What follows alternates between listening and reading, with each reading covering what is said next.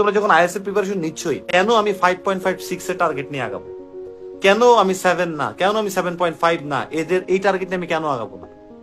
আমার তো কষ্ট করে পড়তে হচ্ছে, প্রিপারেশন নিতে হচ্ছে, টাকা দিয়ে কোচিং সেন্টারে ভর্তি হচ্ছি, পরীক্ষার জন্য 18,500 টাকা দিয়ে রেজিস্ট্রেশন করতেছি, ক্যামব্রিজের বই পড়তেছি, সবকিছুই তো করতেছি। তাহলে কেন আমি 6 পাইলেই হবে বা 6 এর মতো ইকোনমিক ক্লাসের পিছনে ঢ্যাঙ্গর ঢ্যাঙ্গর করে ঝুলতে থাকবো?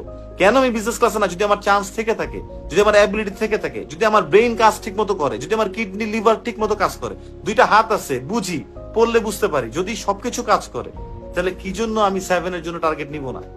কি জন্য আমি 7.5 এর জন্য টার্গেট নিব না? কারণ কি আমি মাথায় কি সেট করে ফেলছি যে আমি এভারেজ স্টুডেন্ট? আমি কি মাথায় সেট করে ফেলছি যে ওই যে বাচ্চা, না বাচ্চা বাবা তোর আমি এটা কিনে দিতে পারবো না, আমাদের তো টাকা দেন আল্লাহ তাআলা, এরকম কি সেট করে ফেলছি যে আমরা কোন সময় পারবো না, কারণ আমরা ন্যাশনাল ইউনিভার্সিটিতে পড়ছি, অথবা আমরা ছোটখাটো প্রাইভেট ইউনিভার্সিটিতে পড়ছি, অথবা আমাদের রেজাল্ট ভালো না, কোনো জায়গায় চান্স পাইনি, এই জন্য কি আমরা মাথায় এটা সেট করে ফেলছি? বিলিভ করো, নাসা থেকে শুরু করে, গুগল থেকে শুরু করে, ফোর্ড যত যা আছে, ইয়াহু থেকে শুরু করে, অনেক জায়গায় বাংলাদেশি ন্যাশনাল ইউনিভার্সিটির স্টুডেন্টসরা আছে। তোমরা কি এটা বিশ্বাস করো?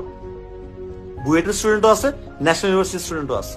তো তোমাদের মাথায় এটা সেট করার কিছু নাই যে ছোটখাটো প্রাইভেট ইউনিভার্সিটিতে পড়ছি ভাইয়া, ছোটখাটো কলেজে পড়ছি ভাই, কেউ চিনো না, কেউ জানো না, ন্যাশনাল ইউনিভার্সিটিতে পড়ছি ভাইয়া, সাবজেক্টটা ভালো না, সিজিপিএ কম, এইটা ওইটা, তাহলে আমার দ্বারা হবে না। না, নো, নেভার। এখন থেকে এই জিনিসটা বাদ দিতে হবে তোমাদেরকে, এই চিন্তাটা বাদ দিতে হবে।